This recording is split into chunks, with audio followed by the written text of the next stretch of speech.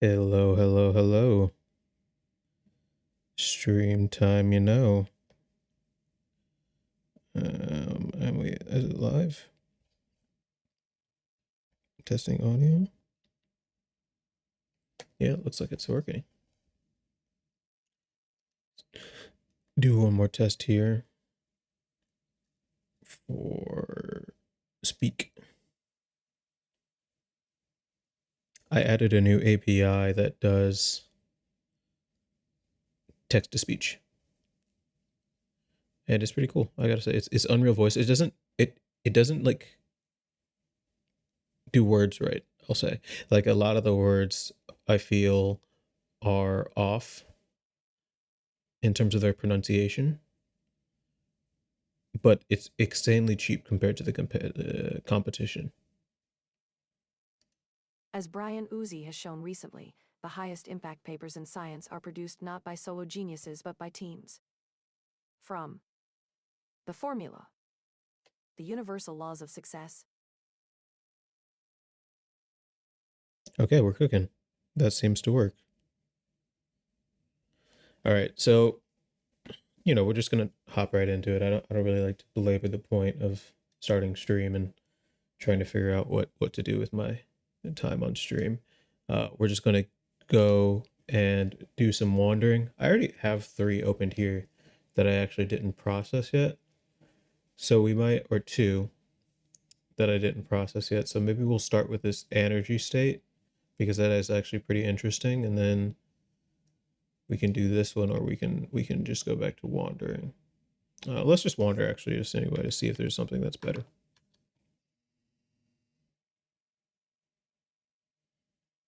Okay. What does the stage include, and what do you do during it? What does heterotrophic metabolism do with carbs? What role does software play in the modern computer? I think I'd want to learn a little bit something about acting. Let's see what the stage does. We can also do more than one with Wander. So we can also do software, and then we can get a high level perspective of both and see which one we want to kind of chase down. So let's open this full screen. Okay, so I think that this highlight probably got cut off when I initially highlighted. So it says stage includes both the second and the third, but we don't know which stage. This is stage 4. Yeah, I'm not too hype on this. I'm wondering what was before this dot dot dot stage, right? So it's like stage includes both the second and the third. You rephrase the content and reflect the feeling. What does that mean? You rephrase the content and reflect the feeling. I guess like if you rephrase the content of what someone said to you and then you kind of like throw it back at them, maybe. Anyway, we're gonna move past that one. I wasn't, and last time we did a lot of geopolitics, so I don't really want to do geopolitics today, to be honest with you. We can do software, or we can go to the energy. So you said that we wanted to do energy first and start there.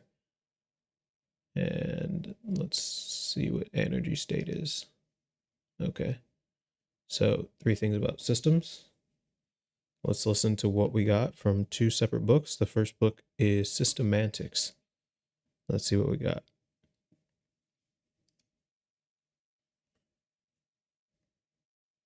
I'm just going to do speak for all of these beforehand.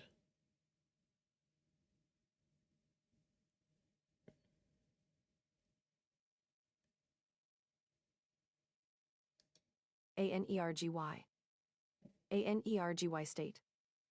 Any state or condition of the universe, or of any portion of it, that requires the expenditure of human effort or ingenuity to bring it into line with human desires, needs, or pleasures is defined as an ANERGY state.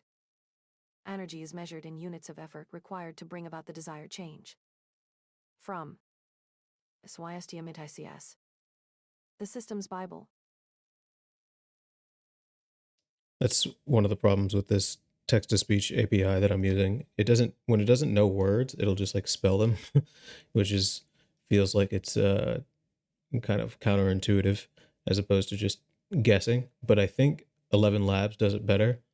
And I think also Google does it better too. But so that was that first state that was about energy, and energy being measured in basically the human. It's basically a definition for the human effort required to bring something into play with a human desire, right? So it's like a rock desires to go downhill because of gravity, but it's not really a desire in the sense that it's like is actively seeking it. It's just doing what gravity compels it to do. So energy is the effort that humans put into to making something different. Okay, so let's see what these other two are. Systems operate by redistributing energy y into different forms. From SYSTMITICS. The Systems Bible. There we go again with the spelling. So we can see that systems operate by redistributing energy into different forms. This is kind of like saying a group of people will change their interactions to kind of facilitate the goals of the group and the individuals within the group.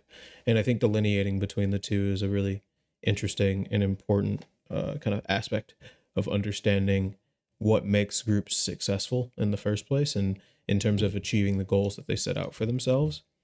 And also, I've had a running hypothesis that recently that groups eventually kind of cannibalize their initial purpose, and you can kind of see this in AI right now, where there's a lot of new people coming into the field of AI, and just kind of like I don't know. Yeah, it's easy enough to take jabs at like the stuff that you see on LinkedIn and Twitter, so I won't even bother to really kind of like go directly after that. But I think it's actually more what is behind it. It's more about like what is technology and kind of like what do people desire out of technology, and they want to be kind of like the Nostradamus of any particular technology and showing people like, oh, this is what the future looks like, and we live in the future today or whatever. And I'm the burgeoner of the future, which is a pretty interesting thing that, maybe is like a human, I wouldn't say faux pas, but definitely something that drives humans to be a bit more anxious and a bit more cognizant of what other people think about them as opposed to what the technology itself actually represents. So let's listen to this third one. The key criterion is that the core state is always an internal state that has a being quality. States like oneness, lovingness, beingness, peace, and oneness just are. They are not dependent upon anything external such as doing, getting, giving, or knowing. In contrast, success, recognition, and appreciation are all things we can get from others. Contributing and achieving are things we do. While they can be important, they are not core states. Understanding and knowing are not core states because they are in relationship to something. Freedom is not usually a core state because it is from or to something. A core state just is. It is not in relationship to anything else. From core transformation. Reaching the wellspring within.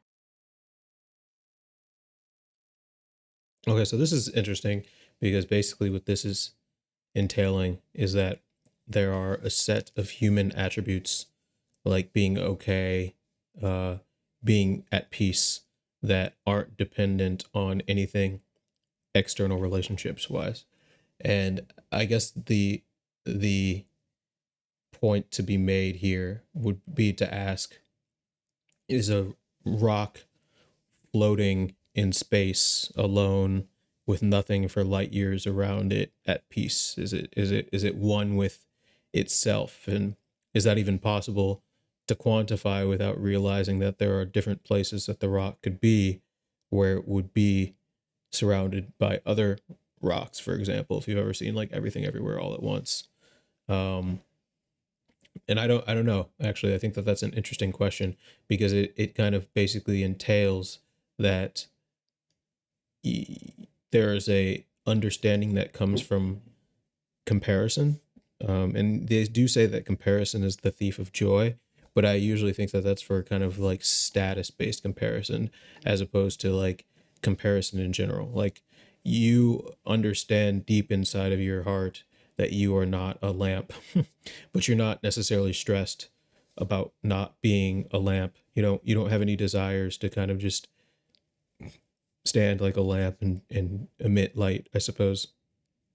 So there's no anxiety that is, kind of formed from that. However, when you're competing in like finite games against other humans, success, recognition, and appreciation are all characters that you have to grapple with. These are all kind of ideas that you have to level in your own mind and say, like, okay, how do I stack up against my peers?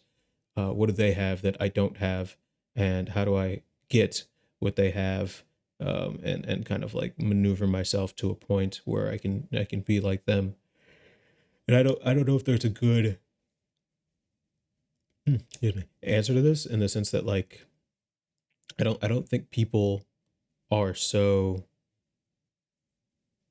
um driven almost by this energy concept to be different without something to compare themselves to. So one thing that I like doing, or one thing that I made, as you noticed, I had added that speak feature, but I also added another feature. So if I right click and hit this scroll button, and then I right click and the scroll button here, and then I hit click and hit the scroll button here, I can type slash thesis, and something cool will happen. Let's give it a second.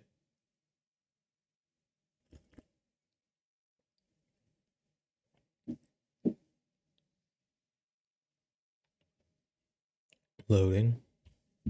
Hold.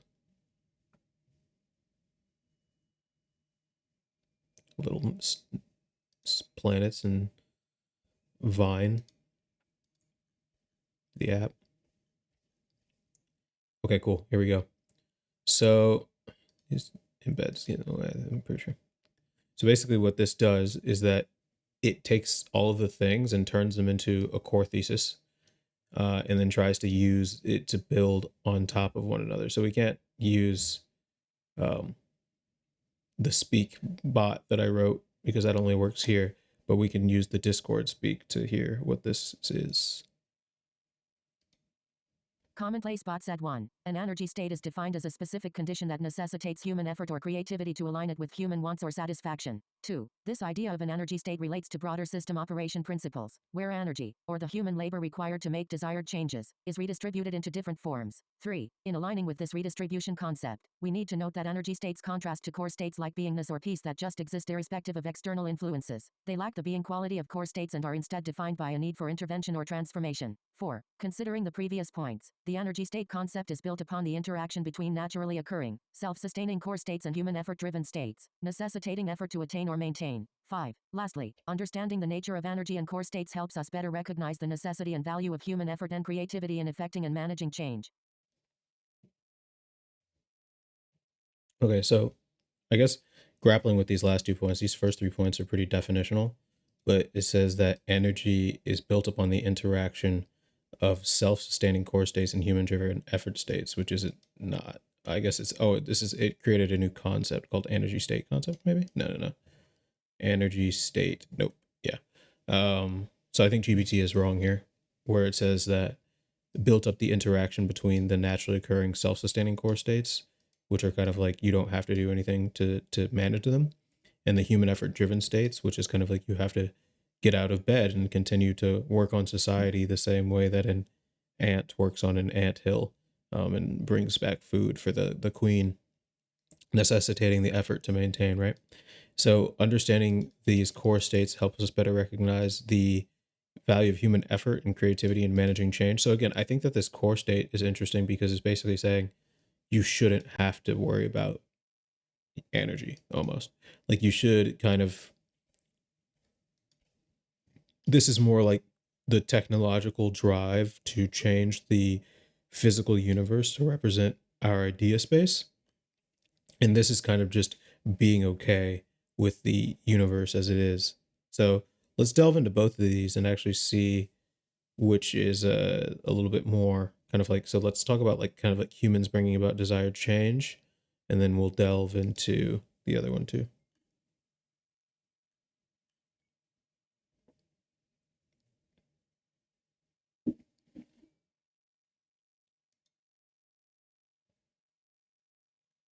Okay, so we only got one match here from Mastery.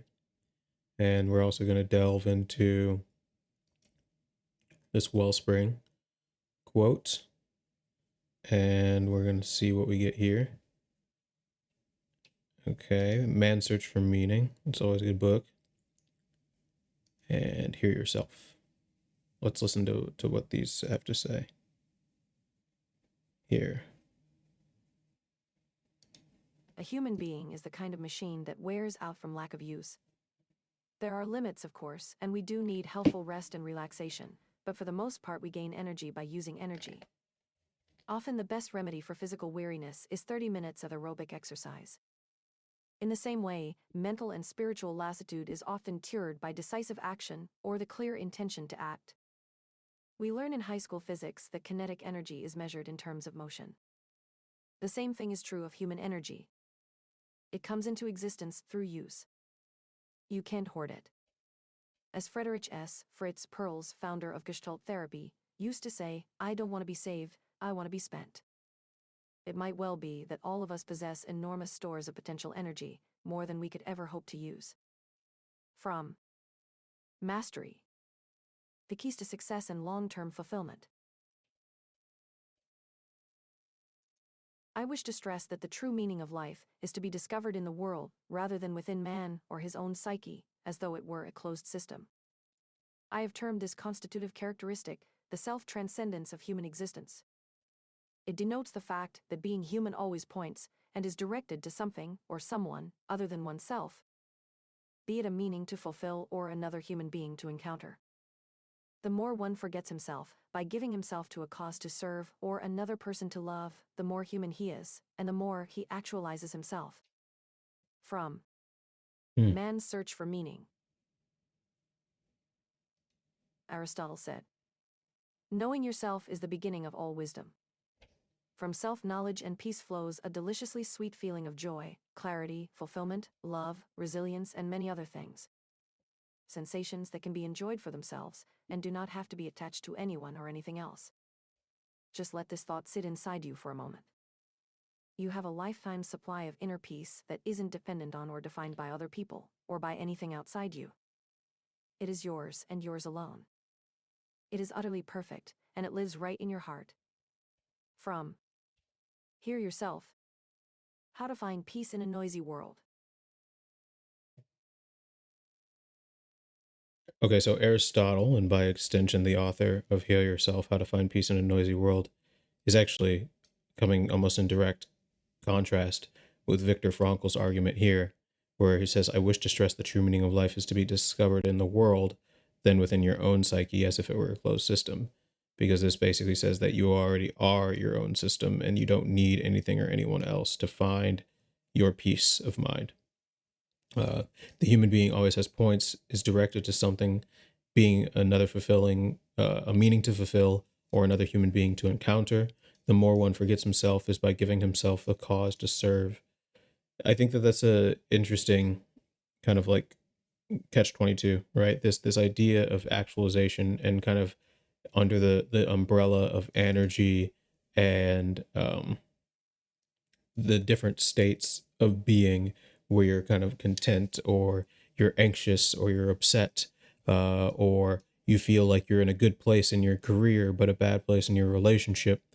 All of these kind of are different, almost they're different kind of like valves that hold different, or different spinning plates, maybe is a better analogy. And you need to put in energy to spin the plate faster when the plate goes at a velocity that doesn't bring you joy. And I think that, even streaming, right? Like even today, I didn't really feel like streaming because I had streamed to like one person and maybe one person hops on. I mean, that one person being me. Maybe one person like hops on through the stream and then leaves. And I think that, that's kind of disheartening when you think of it from the perspective of like, oh, why are you talking live? But I've looked back at some of the old streams that I made, and I feel this kind of pride of having done it, and like kind of like just even recording it and putting it up on YouTube so that I can like watch it anytime that I want to, has proven to be very fulfilling for me in a way, because of the energy requirement. And I think that that's kind of the kind of thing of what it means to be human, is almost to use energy to affect change in the world and in ourselves. And I don't think that we don't really get to choose the kind of like flows of energy in our body, and when those are going to kind of like happen, um, which is pretty interesting, right? To see these three art authors kind of all draw the same conclusion while also being almost in distinct separation from, persons like people like Aristotle, who basically says that, you know you already have all of it, right? Which quote was that? I think it was this one. Let's listen one more time. Aristotle said, "Knowing yourself is the beginning of all wisdom. From self-knowledge and peace flows a deliciously sweet feeling of joy, clarity, fulfillment, love, resilience, and many other things. Sensations that can be enjoyed for themselves and do not have to be attached to anyone or anything else. Just let this thought sit inside you for a moment. You have a lifetime supply of inner peace that isn't dependent on or defined by other people or by anything outside you. It is yours and yours alone. It is utterly perfect, and it lives right in your heart." From Hear Yourself: How to Find Peace in a Noisy World. Okay, so now that I'm hearing it for the second time, I'm starting to think that it's basically saying, much like we were just earlier kind of commenting on the fact of like, is a rock something that feels while it's floating aimlessly around the galaxy that it's at peace, that there is a participle of the human condition that just is.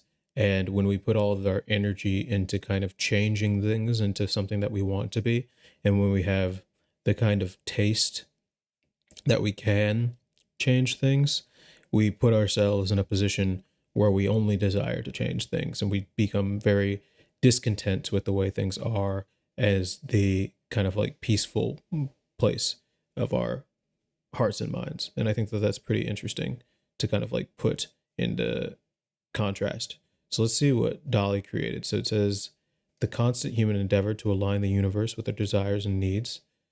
Um, Interesting. I like that. I think that that looks like I mean, you can see the universe for sure, but I think it's like the lines here are pretty interesting because it's almost like moving planets on a ring, and forcing them to kind of like bend to the will of obeying where the line is in the middle there.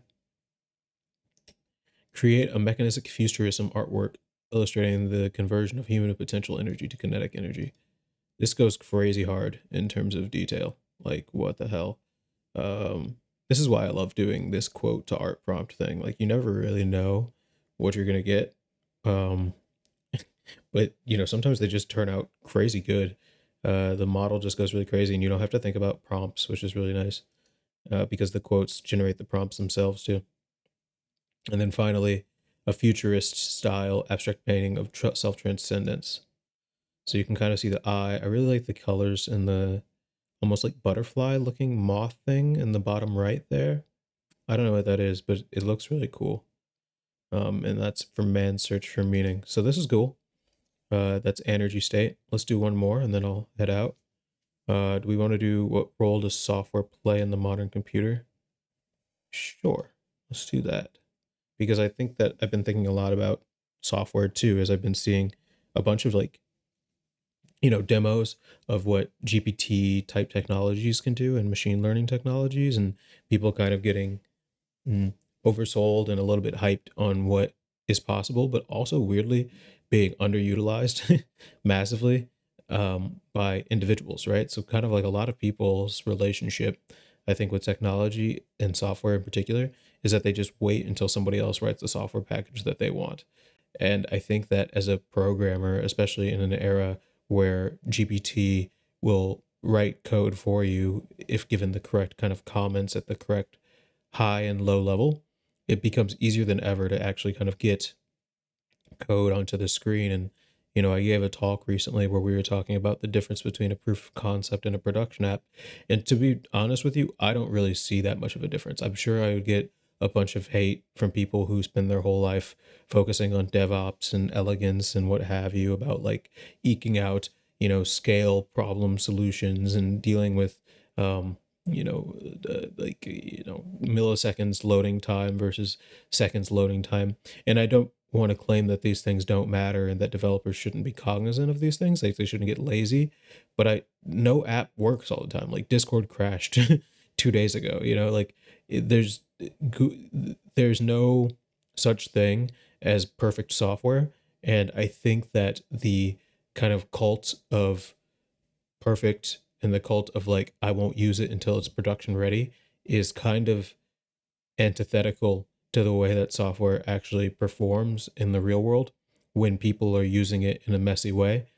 And I think software can be kind of just good enough the same way that like your dishes are good enough at holding most foods, but if you put like a certain type of soup on them, they'll fall off the plate, so you don't put soup on a plate, you use a bowl, but you wouldn't put like a wide piece of food on a bowl because it wouldn't fit, right? So some programs I think are, maybe that analogy is a little bit more um, rigid than I would give it credit for. But basically, just the idea that something can be okay at things and bad at other things, and sometimes things break, and you have to be able to kind of roll with the punches. So I think if you keep a almost beginner's mindset that every software is kind of in its primal state, it becomes way easier to uh, accept when it goes haywire and just kind of be chill with it and kind of move on with your life because you probably have better things to do than worry about software. So let's listen to these three and hear what they say. An old-fashioned automobile that can be started only with a crank requires a person to make a series of adjustments more or less directly to the engine. In a modern car, of course, you need only turn a key and a system of electrical and mechanical devices does the rest. In the modern computer, software has developed in such a way as to fill this role of go-between. On one end, you have the so-called end user who wants to be able to order up a piece of long division, say, simply by supplying two numbers to the machine and ordering it to divide them. At the other end stands the actual computer, which for all its complexity is something of a brute. It can perform only several hundred basic operations, and long division may not be one of them. The machine may have to be instructed to perform a sequence of several of its basic operations in order to accomplish a piece of long division. Software, a series of what are known as programs, translates the end user's wish into specific functional commands for the machine. From the soul of a new machine. However fierce the controversy surrounding its birth, the stored program concept now ranks as one of the great ideas of the computer age. Arguably, the great idea. By rendering software completely abstract and decoupling it from the physical hardware, the stored program concept has had the paradoxical effect of making software into something that is almost physically tangible. Software has become a medium that can be molded, sculpted, and engineered on its own terms. Indeed, as the Yale University computer scientist David Gelenter has pointed out, the modern relationship between software and hardware is essentially the same as that between music and the instrument or voice that brings it to life. A single computer can transform itself into the cockpit of a fighter jet, a budget projection, a chapter of a novel, or whatever else you want, just as a single piano can be used to play Bach or funky blues. From the Dream Machine. There are two general kinds of computer programs. The users write one kind themselves or hire consultants to write them. These user programs may look as though they are telling the computer what to do step by step, and a relatively simple program, for calculating a company's payroll, for instance, may look forbiddingly long and complex. But this is nothing like the length and complexity that the program would have if it really did work directly on the machine. Instead, nowadays, a series of other programs that are stored inside the computer breaks down commands such as divide into several more basic commands that the machine is equipped to obey. These intermediary programs, which serve as translators of user programs, are known collectively as system software. It is usually the manufacturer's responsibility to create system software, and the customers to buy it when purchasing a new machine. From the soul of a new machine.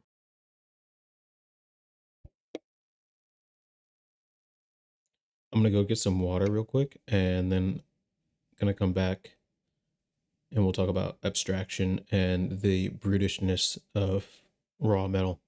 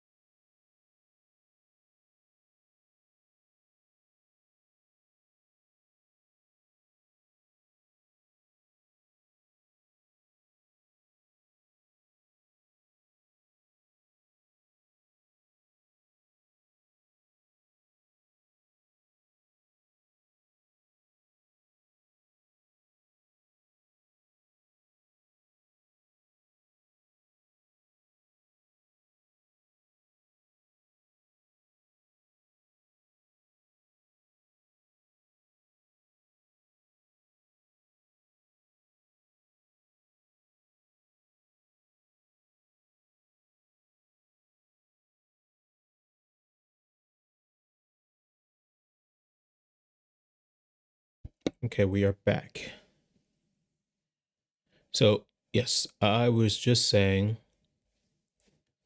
that there is a level of abstraction that software plays on, I think, the minds of people who use computers and only see software, but then also people who are the opposite and kind of see a computer as a machine, right? So it's almost like I know that the um the metaphor doesn't necessarily kind of complete the thought, but the idea is that there's a difference between a machine and the things that a machine does, like the functions that a machine enables.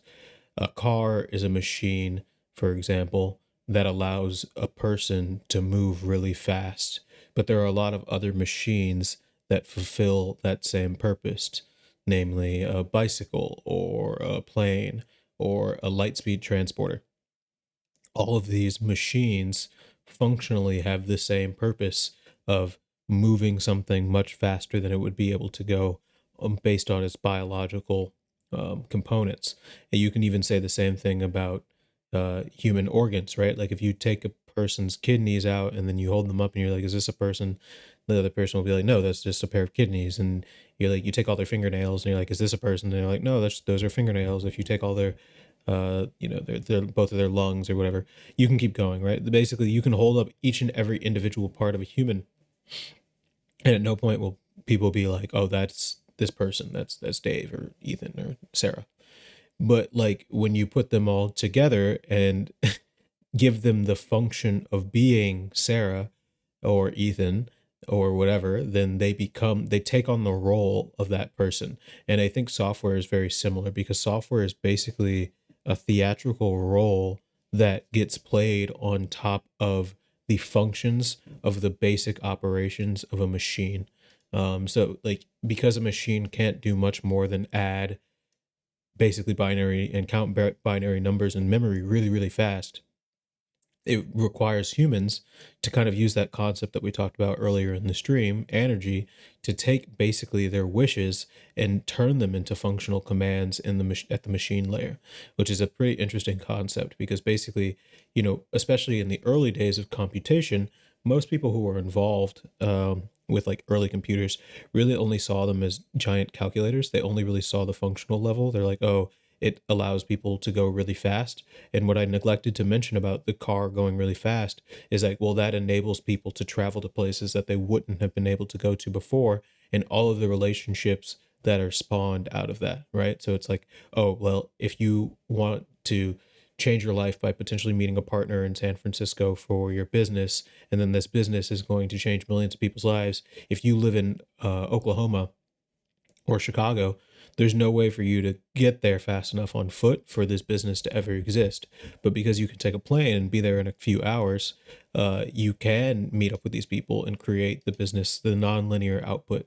So basically, I think that like that's kind of how I think about software, or partially how I think about software.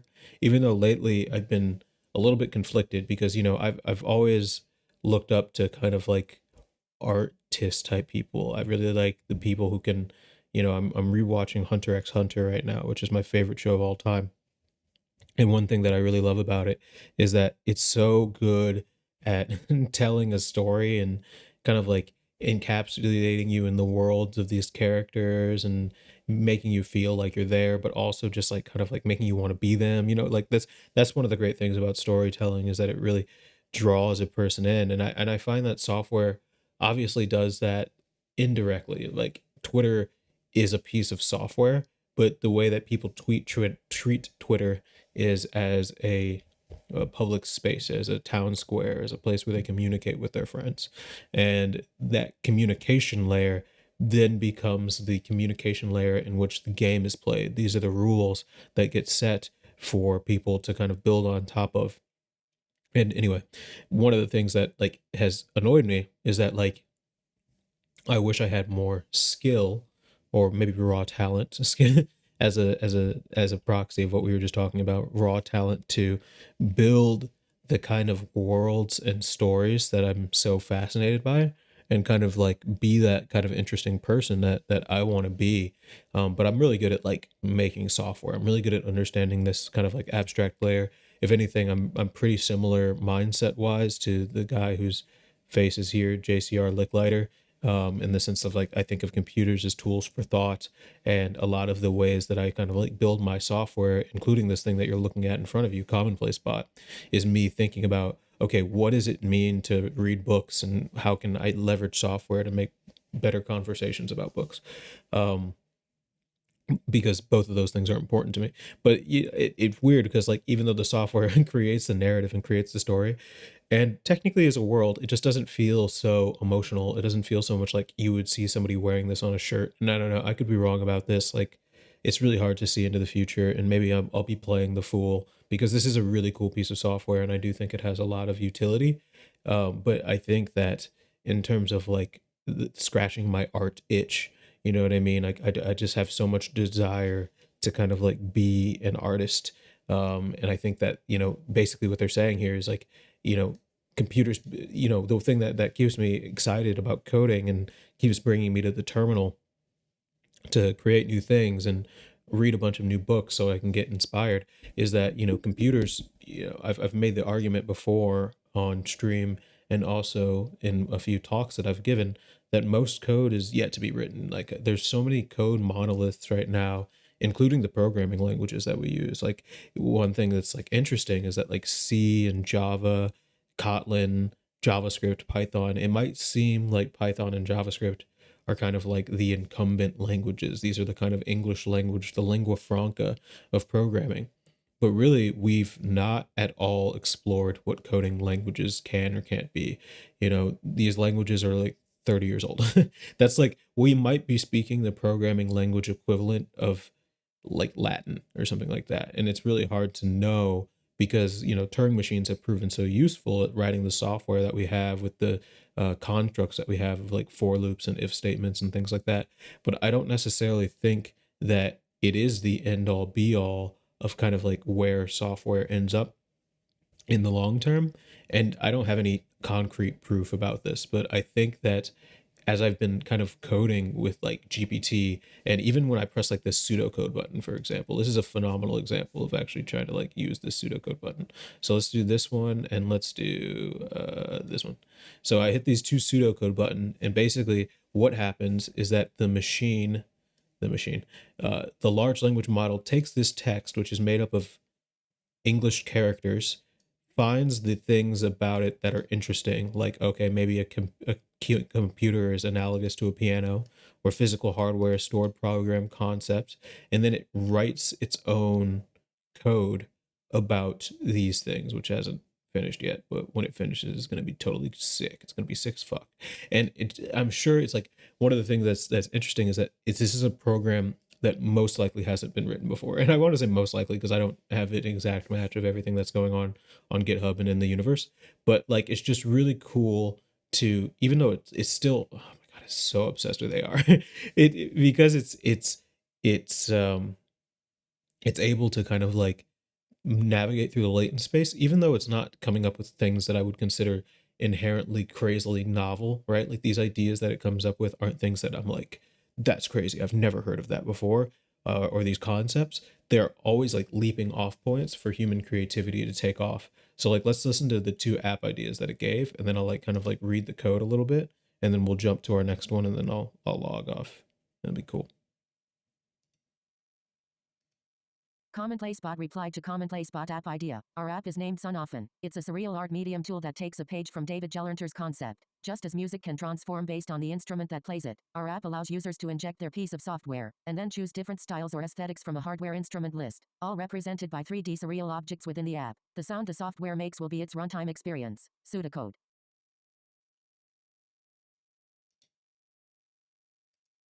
Commonplace Bot replied to Commonplace Bot app idea. A surreal app that makes you feel like you're interacting with an old-fashioned machine to perform modern tasks. The The user interface would use vintage elements to offer everyday services like setting an alarm or sending a text. But to use these features, the user would have to crank the interface and follow a series of instructions, similar to how one would operate an old automobile. This will involve using tactile buttons, sliders and adjustment knobs. Underneath this nostalgic shell, the app would use modern software principles and methods to perform the selected tasks, silently taking users' complex instructions and converting them to simple commands that the computer can understand. Pseudocode. So this is exactly kind of what I'm talking about here, right? We basically say, hey, we have React with 3JS for 3D rendering, and like these are kind of like modern programming tools. But it's cool to like even this first one here, how it took this idea of the sound the software makes will be its runtime experience. Like that's a very beautiful kind of concept, right? Because like the runtime experience of a software, you don't really think about that, but like because it happens so fast, right? Like if you really kind of slowed down each of the processes of the computer, adding and moving registers and memory and stuff like that, it is an experience in the sense that something happens that hasn't happened before or is a repetition of what has happened before, which gives it like the same kind of like bodied experience as it is to kind of like eat a burger at your favorite place and then eat a burger at a different place that you've never tried before. So let's see what it says here. So it says that store users uploaded software and chosen aesthetic, which is like maybe like hardware instrument being like Mac or PC. Um, Manipulates the software by the chosen aesthetic. This is a surreal feature and it could map to colors, distortion, or any creative transportation. And it's interpreting the software by the aesthetic, which I think is really cool. Oh, that's cool. So it gives you some like ideas like retro or cyberpunk for aesthetics. This is where you upload a piece of code, and then if you give those two things, it basically on clicks will change the 3JS kind of shape, which is cool. Like right, like that hasn't been written before. Like no one's ever seen that, right? Or even bothered to write that, I imagine. And then this one basically saying an old fashioned tactile button slider thing is really cool, especially in the era of kind of like hackers and Raspberry Pis and where people really want to kind of like interface with the local machine level. I think having, a rotate the crank to set the time, perform action that like kind of like listens for you to do something is like a really cool idea. And this is kind of like the point that I'm making is that, these code examples are obviously far from being complete. The generalized idea though is that you should be able to imagine a world where you like take software as an abstract concept and what it functionally represents, rather than what you physically see in front of you. So people physically see a website and they physically see their the domain and like their follower count or whatever the fuck. But it's not that, it's that fact that those things can be represented, that those are tangible ideas that have maybe existed in human parlance before. The idea of followers for like a priest or a religion, Jesus had followers, right? And then turning it into a software concept is merely a matter of like kind of like encoding it in a database so that people can leverage against it, which is kind of like the like button, for example, where the engineers at Facebook added that as an afterthought, because they wanted a way to like basically make it so that comments weren't as polluted, with people saying, I like this, this is cool, thank you.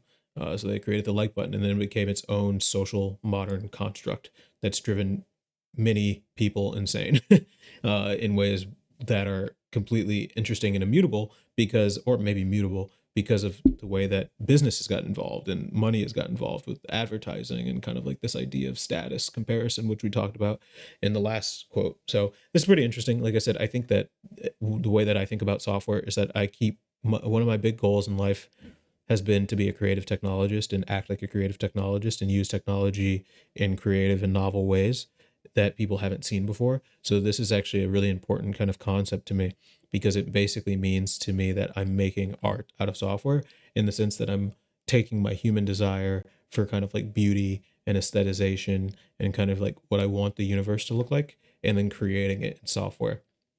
Now, I do wish that software had a little bit more of a physical component. There's something that's pretty like unbeatable about holding like a really nice piece of um, uh, machinery in your hand, or just something that's like really beautiful, like even like a chess piece that's been like whittled down by like a master, or like a violin. And it's kind of hard to get there with code because it's so, as you just saw here, like it's text and it's kind of heavy.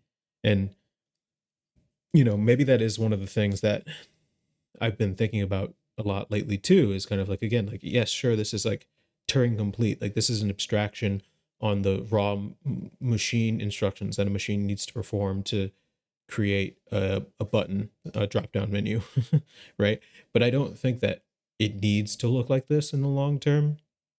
And I've been pretty adamant about that. And I think that one project that I'm considering taking on in the future is kind of that question where it's like, can something like this, even where it's like, a person will read books throughout their entire life and save these really cool quotes from the different books that they read and kind of like put them in space, can these be programs themselves, right? Like, can this, I don't know, this is a long quote, but like, can this whole thing be a variable or can it be a function? And we kind of showed that it kind of can, right? Like, we took it and turned it into something that can be functionally run. But I don't even mean like turning it into valid machine code, but I literally mean, is this computable? And I don't really have an answer for that yet. And I hope that I find one, somewhere along the line, because that would be really cool. Because then I could basically turn anything in the universe into a computational construct. Maybe that's not true. Maybe it still has to be like logical information, but it's a place to start. So let's do one more because I uploaded some new books and I want to like kind of like talk about these. I wonder if you can do like an RNG thing. 1, 2, 3, 4. Let's just do these 4. I'm gonna do an RNG from 1 to 4, and then just choose. Okay, 3. What's 3? Super infinite.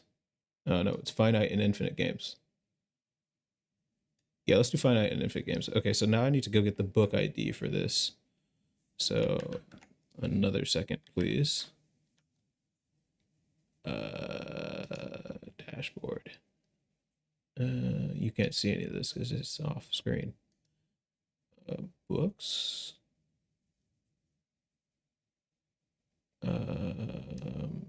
No, that's something else. Oh man, no, I don't have a created at. Uh-oh. Okay, maybe if I copy this. Wish me luck here. Filter, add filter, title equals this.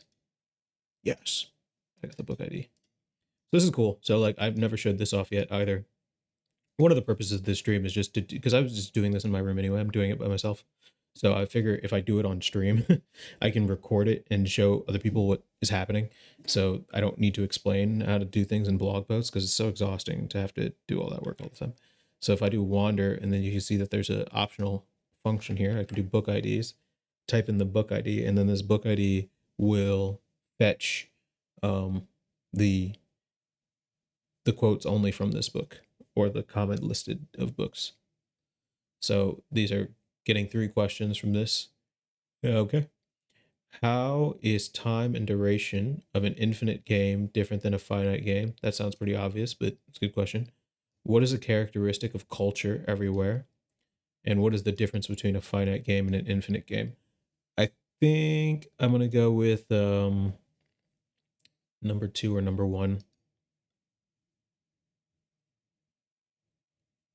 Because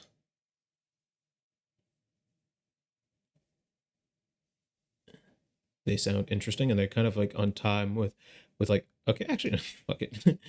I just did all 3. That is something that I do with the wander too. I just like, I'm like, I choose one, but then I'm like, actually I kind of want all of them. Like it's like hoarding. I don't know. Let's just find out what the difference between a finite game and an infinite game is first. So we basically did the opposite of what I wanted to do. And then we'll go back here and then we'll do the characteristic of culture, and then I'll leave. And I'll keep these both short. I think I don't really want to dawdle about. There are at least 2 kinds of games. One could be called finite, the other infinite. A finite game is played for the purpose of winning, an infinite game for the purpose of continuing the play. From finite and infinite games, the rules of an infinite game must change in the course of play. The rules are changed when the players of an infinite game agree that the play is imperiled by a finite outcome. That is, by the victory of some players and the defeat of others. The rules of an infinite game are changed to prevent anyone from winning the game and to bring as many persons as possible into the play. From finite and infinite games, the rule-making capacity of infinite players is often challenged by the impingement of powerful boundaries against their play, such as physical exhaustion, or the loss of material resources, or the hostility of non-players, or death. The task is to design rules that will allow the players to continue the game by taking these limits into play, even when death is one of the limits. It is in this sense that the game is infinite. This is equivalent to saying that no limitation may be imposed against infinite play. Since limits are taken into play, the play itself cannot be limited. Finite players play within boundaries. Infinite players play with boundaries. From finite and infinite games. Okay, so let's review these concepts. So basically, this is saying that there are two kinds of games: a finite game and an infinite game. A finite game has basically a scoreboard. It's a basketball game. It's a soccer game. It's marriage in a way, right? Like there's the it's the you we're locked in as partners, and here is the sign that I won you, which is like a ring. And then there's infinite games, which are kind of like the desire to kind of like, and this one's harder. Like I feel like he does a really good job, the author, of explaining what finite games are, and a pretty poor job of explaining what infinite games are, because they're all just like the antithesis, as you saw, like word wise. He plays these weird fucking word games all the time, and it's like really confusing. But like the way that I understand an infinite game is that an infinite game is basically the opposite. It's not about winning, it's about staying in the mode of, or it's not about winning or losing. It's about keeping the game going for the sake of the game. So it's like, instead of having basketball game be over after the buzzer goes off in the fourth quarter, it's like it would go on for eternity, and the players would get old and they would die, and they would pass on the ball to their children, who would continue to add points onto the scoreboard and evolve the game, because eventually the court itself will decay, and the basketball like net will be on the ground, and the hoop will be on the ground, and then they start like bouncing the ball into like a different kind of they start playing a different game. It's like, it's almost like evolution, right? Where it's like you'll start with a particular set of kind of like priors and things that you're trying to like fight against. You like, I have to beat nature and survive, but nature is always changing. So it's like you have to change in response to nature's changing you. And I think that that's a pretty good definition of what I think an infinite game is. And I think also creativity is kind of an infinite game. It's like, if you watch someone do something creative and then feel inspired to do something creative, you're also competing in an infinite game. You can't really compete against one another. There's no like winner. There's not like the most creative person who's ever lived in a particular thing. And people might title someone like that. They might be like, oh, Van Gogh was the best painter who ever lived, or, fucking Serena Williams is the best tennis player who ever lived. It's like Serena Williams is the best tennis player who ever lived while Serena Williams was alive, and the game looked like this. And the game is finite, and you have a comparative metric, but you can't really be like, the human creative spirit of the genius of wanting to do something new is something that can be kind of cloistered into this kind of concept of winners and losers. So here it says that like the rules are changed, basically when they like, again, like let's say that in this infinite basketball game where your great grandchildren are dribbling the balls on your corpses, and your skeletons, and then the hoops have fallen over because no one had bothered to maintain the court. They'd have to change the rules of basketball, because all of a sudden the hoops are on the ground and the ball is deflated. So now it becomes more like a game of frisbee on top of a graveyard.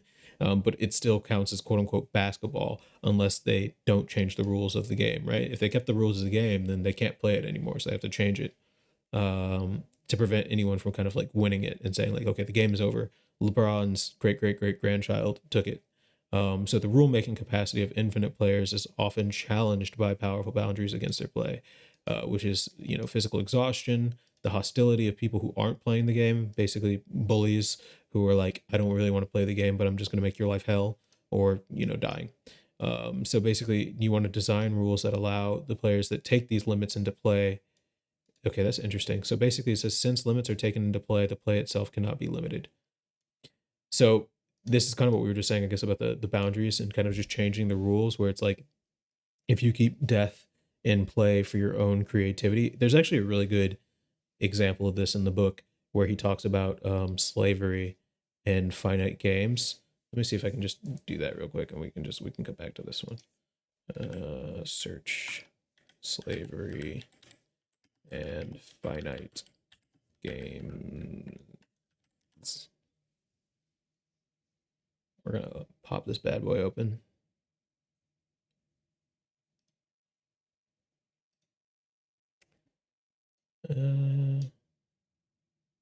Yes. Okay. So there is no. We can just have it speak it. Speak.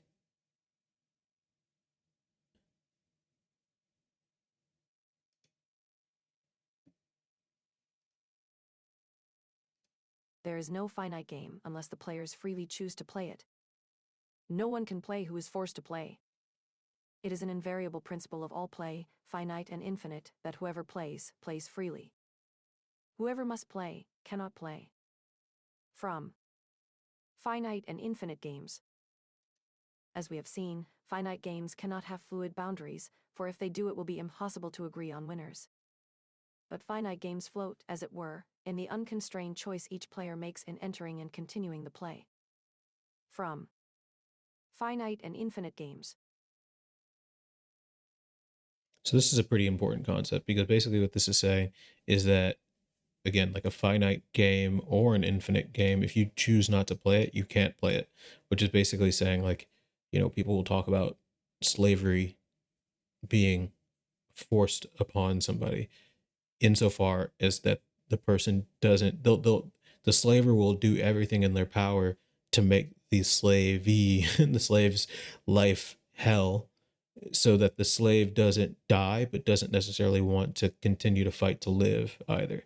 So basically they walk a line of like, how can I manipulate this human being to work, because they want him to work, right? Like, it's not, the idea isn't to really commit murder, it's to create somebody who becomes like a work asset, a workhorse for you, and doesn't like kind of like put their own humanity in their own hands, and they kind of like put their livelihoods in your the slaver's kind of hands.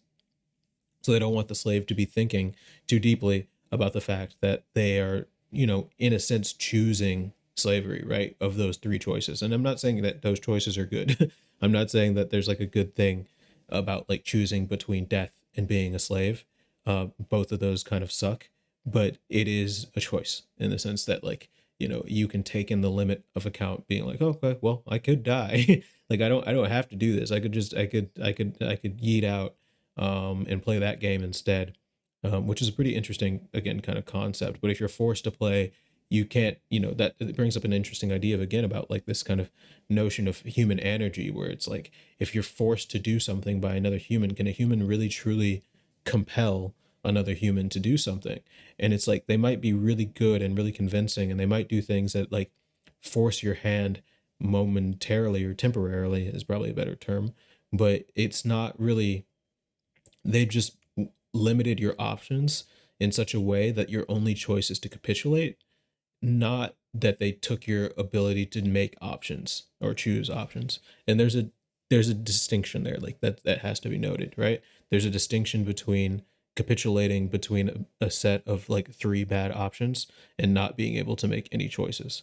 So I think that needs to be said. So let's go with like this. Let's say that, let's just make a quiz for this one, and we won't bother delving, will we? Limits, finite players play with boundaries. Let's delve here just because we can. Okay, what are the two kinds of games mentioned in the quote? Finite and infinite. The purpose of a finite game is to choose a winner, or to win, right? And to keep playing, right? Okay, yep. Yeah, we saw that. I'm interested to see what it draws. Let's do share here and see what image we get. And while that's running, let's go up to a characteristic of culture, and then we'll come back. What is the characteristic? Every culture has. Okay, let's let's just listen to the speak bot.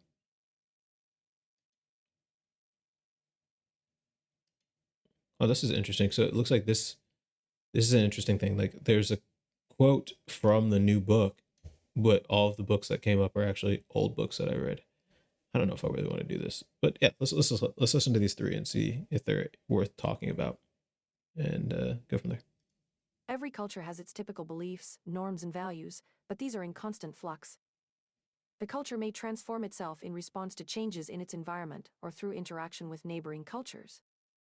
But cultures also undergo transitions due to their own internal dynamics.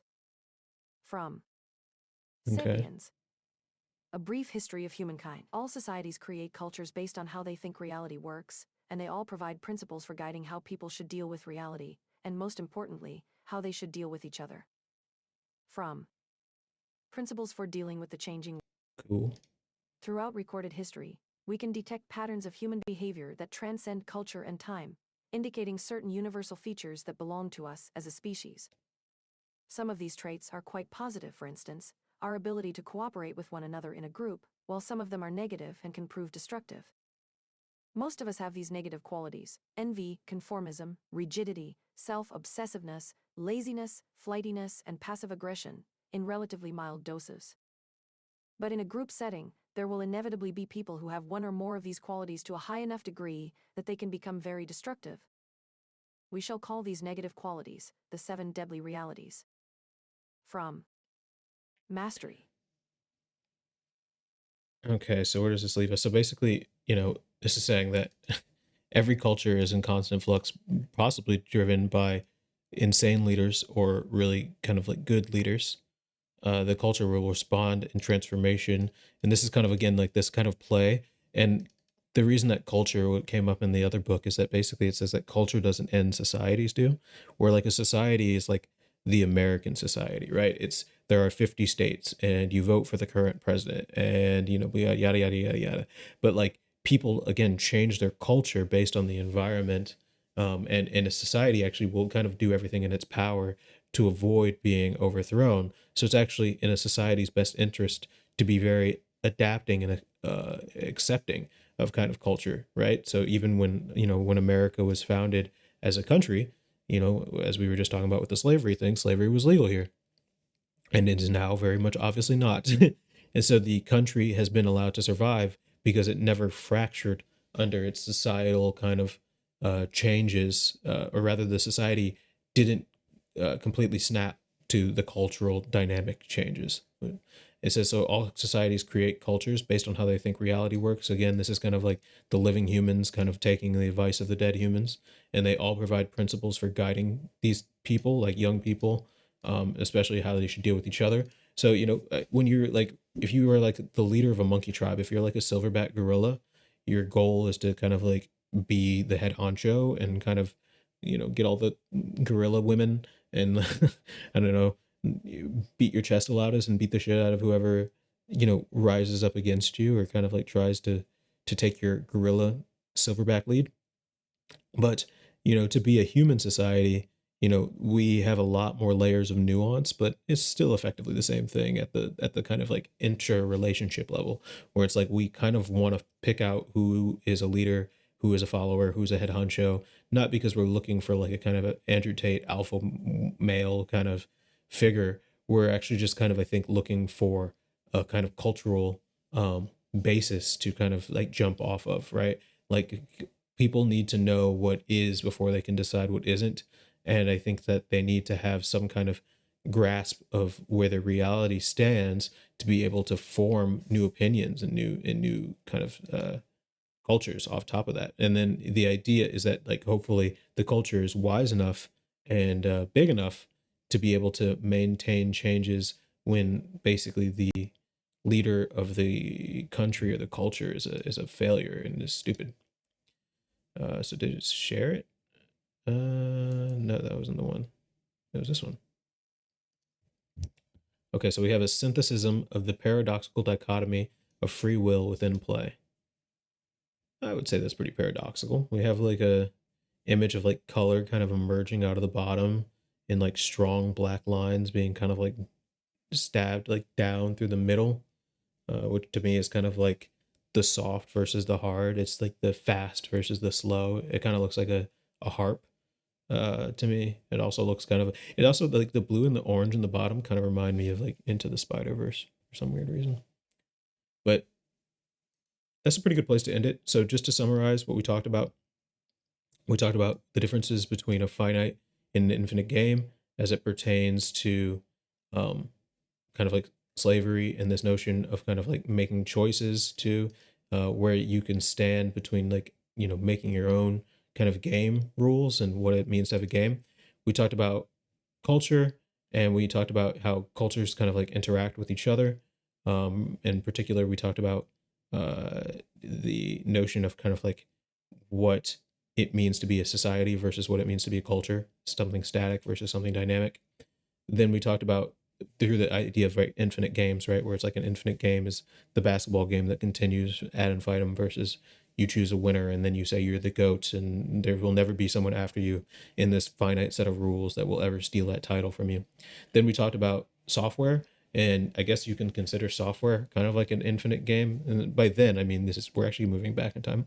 So before that, we talked about software, and we talked about the difference between machine language and kind of like where we're at with programming as an art form, and kind of we used it to generate some code and show that most code has still yet to be written, which I'm going to be talking about a lot because I think that, you know, that's something that I try and talk about a lot. These are the only things that we talked about. Yeah, I guess so. Um, yeah, we didn't do the stage thing. We did talk a little bit about rephrasing the content and reflect the feeling. We talked about, we didn't talk about that because I had talked about some geopolitics today already. I don't like doing that. We talked a little bit about the finite and infinite games. Maybe next time we'll talk about Number Go Up, which is a very interesting book, and the Glass Bead Game, which is a very hard book, and Super Infinite, which is also a really interesting book. But I think I'm gonna call it here. Um, Thanks for watching if you're watching in the future, and have a good one. And come check out the stream and the Discord, the Brand Madness Discord. You can play with this yourself if you want.